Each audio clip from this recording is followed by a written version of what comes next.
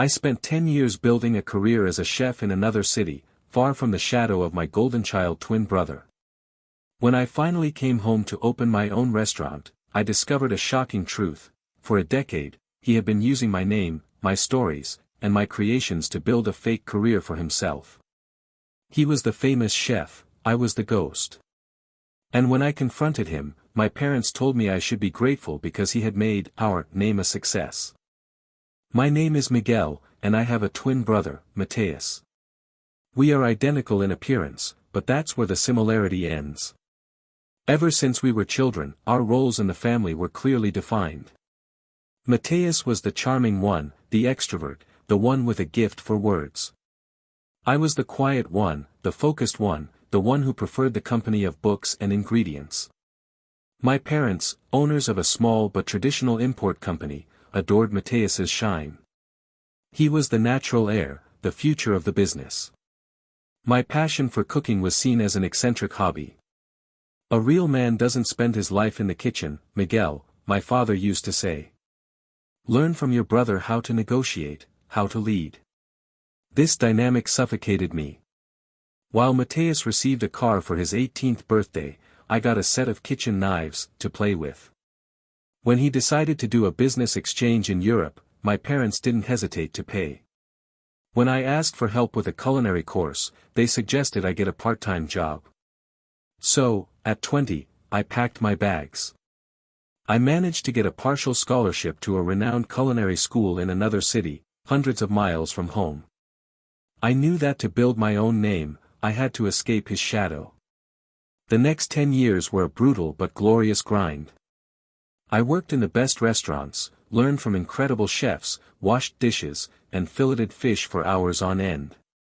I lived and breathed the kitchen. I built a solid reputation, not with charisma, but with hard work and dishes that spoke for themselves. I kept in touch with my family, but it was distant. They were too busy celebrating Mateus's successes. According to them, he had become a gastronomic consultant, traveling the world, closing big deals for luxury restaurants. I found it strange, since he barely knew how to fry an egg, but I was so focused on my own journey that I didn't question it.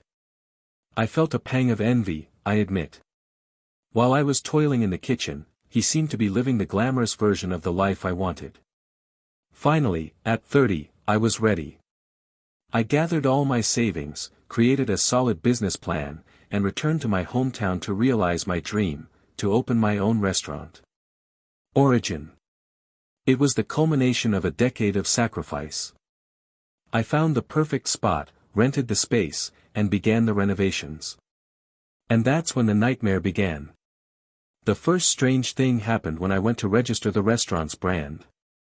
The name Origin by Miguel Costa was already registered. And the owner of the registration was my brother, Mateus. I called him, confused. Mateus, what's this joke? Why did you register the name of my restaurant? He laughed on the other end of the line. Joke? Don't be silly, little brother. I'm just protecting the family's interests. It's a good idea, we need to make sure no one steals it.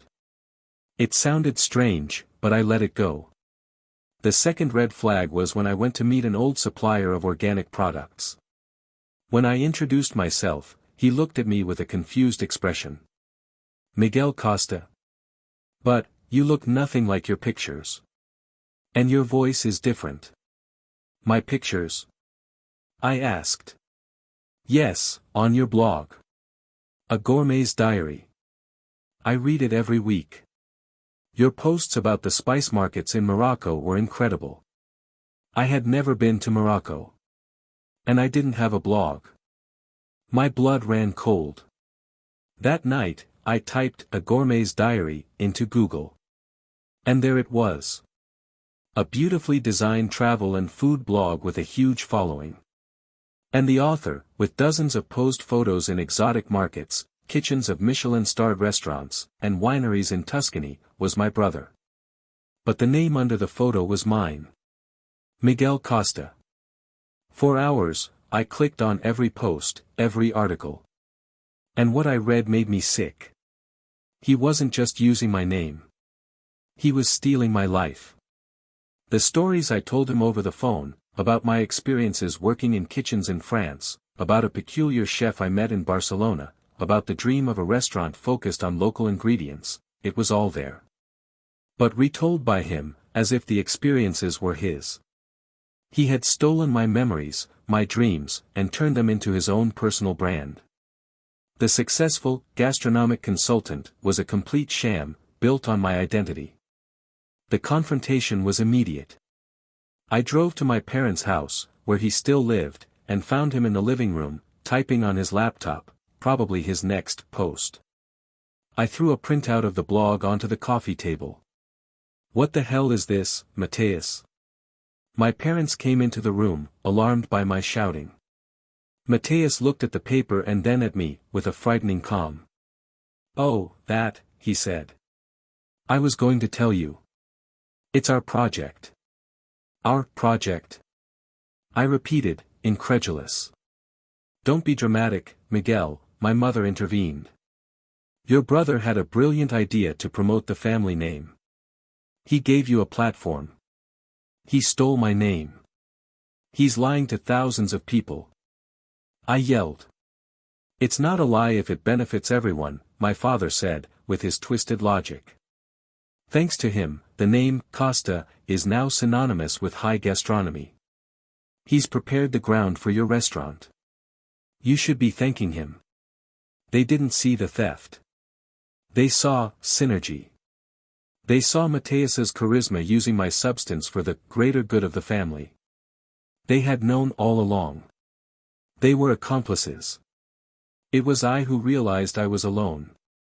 They weren't just a family that favored one son over the other.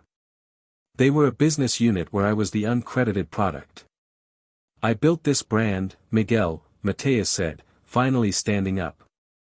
"You may have had the experiences, but I created the narrative. I sold it. Without me, you'd still be chopping onions in some forgotten kitchen. So yes, the name is ours. But the brand is mine." He offered me a deal. I could open my restaurant, but he would be the public face. I would be the chef behind the scenes, and he, the curator, who interacts with the press and clients. It was the same dynamic from our childhood, now on a professional scale. I looked at the three of them, at their united front of delusion and manipulation. And for the first time in my life, I didn't feel sadness. I felt a cold clarity. "All right," I said, to their surprise. "I accept. But on one condition. The restaurant's launch will be a grand event. And the two of us, together, will tell our story." Matthias's smile was triumphant. He thought I had given in, that, as always, I had accepted my place in the shadows. My parents were relieved, seeing the crisis averted. They didn't realize that my acceptance wasn't a surrender. It was a declaration of war. In the following weeks, I played the game. I worked with Matthias on planning the launch event. He was in his element, hiring PR firms, inviting local celebrities, designing the perfect invitation. I focused on the menu, creating the most spectacular tasting menu of my life. Each dish was a story, a piece of the puzzle I was about to assemble. On the outside, we were the perfect pair of brothers, joining forces. On the inside, I was setting a trap. The condition I had imposed was that, during the event, we would project a short documentary onto a large screen. A video that would tell our journey, from childhood to the grand opening of Origin. Matthias loved the idea. He saw it as an opportunity to further solidify himself as the brain behind the Miguel Costa brand. "Leave the production to me, little brother," he said. "I know exactly how to tell our story." "Of course," I replied. "But I have some old photos and videos from my time in Europe. I can edit that part myself. It will be my personal contribution." He agreed, too distracted by his own self-promotion to worry about the details. And it was in that detail that my revenge took shape. I spent sleepless nights, not in the kitchen, but at an editing station. I took the videos he expected, me in bustling kitchens, in European markets. But I intertwined them with other things. Audio from our phone conversations over the years, which I had luckily recorded so I wouldn't forget story details. Conversations where I enthusiastically told him about my experiences, and he, with a calculated curiosity, asked me specific questions. And I added the final proof. An email I found, from 2 years prior, sent from his account to his own, with the subject, blog ideas. And the body of the email was an almost literal transcription of one of my stories, which I had told him the night before. The launch event was magnificent. The restaurant was packed.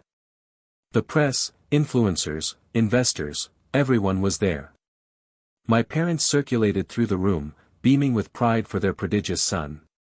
Matthias was at the center of it all, shaking hands, telling our stories. It was time for the speech and the video. The lights dimmed. Matthias took the small stage, microphone in hand. "Good evening, everyone," he began. "Many of you know me as Miguel Costa, the creator of A Gourmet's Diary. But tonight, I want to introduce you to the other half of our story, the heart behind our kitchen, my brother." He gestured to me. I just nodded from the front row. To understand our journey, we've prepared a short video. The story of how two brothers turned a passion into a reality. The video started.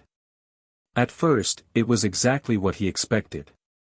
Photos of us as kids, videos of him talking about his vision. Then, the screen shifted to my part. It showed my photos in Europe, but underneath, my voice, from a phone recording, told the original story to Matthias. Then, the screen split. On one side, a post from his blog, describing the experience. On the other, the email where he transcribed my words. The murmur in the room started low and grew louder. People looked from the screen to Matthias, whose confident smile had melted into a mask of panic. The video continued, merciless. One after another, my stories, my experiences, were presented, immediately followed by his plagiarized version on the blog. With each revelation, the sham became clearer, more grotesque. The gastronomic consultant wasn't a visionary, he was an identity thief, a talented parrot. The video ended with a black screen and a single sentence: "Every great meal begins with authentic ingredients." The lights came up. The silence in the room was total. All eyes were on Matthias, standing on the stage, pale as a ghost. He opened his mouth to speak, but no sound came out. He looked to our parents for help, but they were as shocked as everyone else. It was then that I stood up, walked to the stage, and took the microphone from his trembling hand. "Thank you all for coming," I said, my voice calm and clear. "As you can see, Origin is a restaurant built on stories. Real stories. And from today on, the only storyteller in this kitchen will be me. Welcome to my restaurant." What happened next was a predictable disaster for them, and a liberation for me. The scandal exploded. The story of the fake chef was on every gossip blog and business journal the next day. Matthias's reputation was annihilated. The Miguel Costa brand he had built became synonymous with fraud. My parents, publicly humiliated, tried to distance themselves from the disaster, but the damage to the perfect family image was irreparable. They shut themselves away, cutting ties with almost everyone, including me. They chose denial over remorse. Matthias disappeared. I heard he moved to the countryside, trying to escape the shame. The final ironic justice was that, to survive, he had to get a real job, in a completely different field, where his charisma could no longer make up for his lack of substance. And my restaurant? Origin became the most talked about place in the city. People came not just for the food, they came for the story. They came to support the chef who dared to reclaim his own identity. I didn't have to destroy my brother. I just showed everyone who he was, using his own words and lies. The truth was my only weapon. Looking back, his betrayal was the most painful thing I've ever faced. But it was also the catalyst that forced me out of the shadows forever. I am no longer the quiet brother, the supporting actor. I am the chef, the owner, the author of my own story. And I discovered that success, true success, tastes much better when all the ingredients are your own.